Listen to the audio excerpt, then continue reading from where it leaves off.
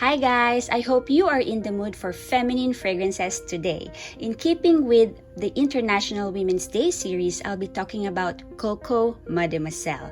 Because what fragrance best embodies femininity? It's none other than Coco Mademoiselle. But before I proceed, if you are new, welcome. And if you haven't subscribed yet, please do consider subscribing to this channel to see more fragrance-related content. Click on the bell icon to be notified of future videos. I thank you in advance for your support. So once upon a time, Coco Mademoiselle has filled every single thumbnails in YouTube, has been a hot topic in fragcom discussions, and has dominated conversations among frag heads, men and women alike. It is so popular that it's been worn by you and me and so many people you and I know, and has sold a ton of bottles and continuously sells out in stores. Yep. Last weekend, I was at the Chanel counter in our local department store here, called Rustan's, and the SA was telling me that they have sold out since 3 to 4 weeks ago. That's even at the height of this pandemic. And so, a fragrance this popular must have been duped, must have been copied, or must have been cloned, knowingly or unknowingly, by some brands we know. So in this video, I will share with you 4 fragrances in order that they came out in the market. So these are 4 fragrances which I think has a lot of similarities to Coco Mademoiselle. I wanted this to be purely from designer and niche houses, so I purposely left out clone houses like Armaf, Alexandria, and Eden. I will also talk a little bit about the Intense version which came out recently, as I happen to have a sample of that as well.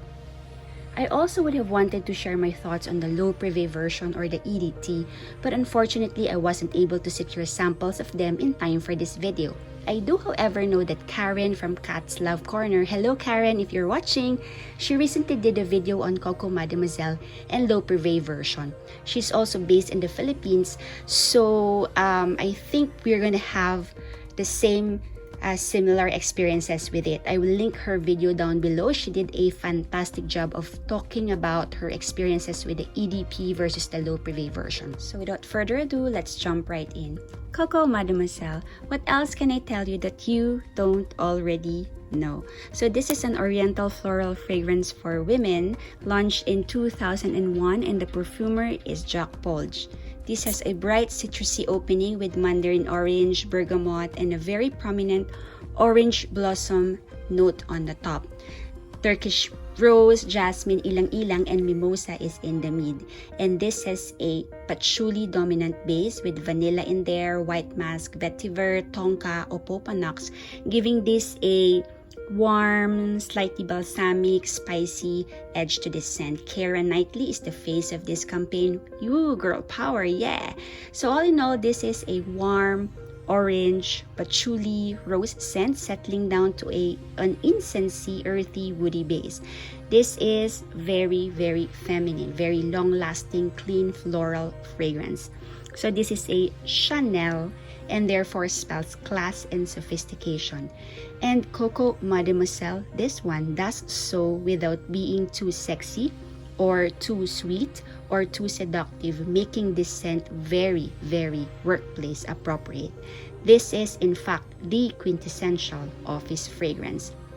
This is mass appealing in the truest sense of the word. I know some older teenagers like 16, 17-year-olds who dig this fragrance. Women of all age range do so as well as men that I know. Yeah, men dig this fragrance as well. Although to me, this is a little heavy for daytime wear and would make for a very good night out fragrance, especially for our humid climate over here. For daytime tropical weather use though, you have to be a little light-handed on the spray on this. This could be a bit cloying if worn more than the standard 5 to 8 sprays. So do keep to the 5 to 8 sprays, you guys in the tropics, or you're going to choke yourself out and everybody else around you. But of course, at night or open air events and AC environments, we can spray a little more of this. Comparing this to the Intense version, which came out fairly recently, so this one is essentially your Coco Mademoiselle DNA, the original cocoa, with a lot more tonka and vanilla. So they really amped up the tonka and the vanilla in here, resulting in a much sweeter, much deeper, much warmer, more nighttime appropriate, more dressed up appropriate, and more colder weather appropriate scent, in my opinion. I do prefer this to the original EDP though, as this essentially is sort of a sexier, sort of a seductive alter ego of Coco Mademoiselle. I would layer this with Mademoiselle EDP to transition to a more dressed up feel. Now on to the dupes. So in 2007, Shiseido came out with this fragrance called SHISEIDO Zen. You probably first heard Demi Rawling talk about this fragrance in some of her videos a while back. So this has made several of her top 10s for life videos. She raved about this scent non-stop. So if Coco Mademoiselle had a younger sister, this would be it. This is a fruitier take on the Mademoiselle DNA, opening with grapefruit, pineapple, bergamot, orange, and rose. There is also red apples, gardenia, lotus, lily of the valley, freesia in the opening, in the mid, contributing to the overall freshness of this scent. And of course, there's patchouli, musk, cedar, pine, and incense, amber in the base. Out of all the lookalikes, this one is the freshest and the most happy-go-lucky one in my opinion. Yet there is an air of maturity coming from the Mademoiselle DNA peeking through. This one is also the most uplifting. I mean, look at the color of this bottle. Doesn't this look like sunshine to you? I would say this is about 70% similar to the OG Coco Mademoiselle EDP. Check this out if you want a fruitier, brighter Coco Mademoiselle-ish fragrance. This one may be up your alley. So this is Shiseido Zen. Next up is something from MAISON Francis KURKDJIAN. This was created in 2012, and this one is called Amyris Femme. Top notes on this are lemon flower and California orange. Amyris and iris are in the mid. Vetiver, musk, and amber are in the base. This one has a fresher and a lot less orange blossom sharpness, a more florally airy opening than Coco Mademoiselle. This is more daytime appropriate to me, I guess, because this comes across as something airier and lighter. Very good sillage and projection in this, and I really love the longevity of this fragrance. It lasts a good 8 hours or more, especially when sprayed on fabric or on clothing. The dry down on this is much similar to Coco Mademoiselle Intense, the Intense version, because this has a lot less patchouli, but this one is also sweeter, woodier, and more aromatic in the base.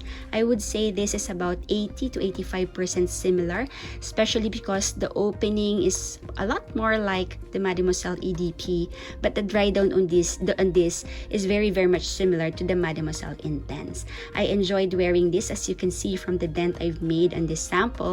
I have. So if you find Mademoiselle EDP a bit too cloying for daytime, you can probably give this one a try. So this is Amyris Femme from MAISON Francis KURKDJIAN. So in 2014, Penhaligons came out with this fragrance called Empressa. So Empressa has blood orange, mandarin orange, peach, bergamot, pink pepper on top. There's rose, dewberry, cassis, neroli, and geranium in the mid. And of course, there's patchouli, some sandalwood, some vanilla, some cacao, some olibanum, and some amber in the base. So out of all the four, to me, Empressa is about 90 to 95% similar. This has also similar projection and sillage to Coco Mademoiselle EDP. However, Coco Mademoiselle EDP has a sharper orange blossom opening, which you wouldn't find in here. This one has a quieter, smoother opening. When you close your eyes and spray this fragrance, you can hardly tell if this is Mademoiselle EDP or Empressa. That's how similar the two are. The big difference though is the longevity on this fragrance. So while Coco Mademoiselle would last hours and hours on your skin, you will need to reapply Empressa. If you already have this in your collection, then I guess owning Mademoiselle EDP would be redundant. Conversely, if you already have Coco Mademoiselle EDP, then you don't really need to own this fragrance anymore. So this one is from PENHALIGON, and this is called Empressa.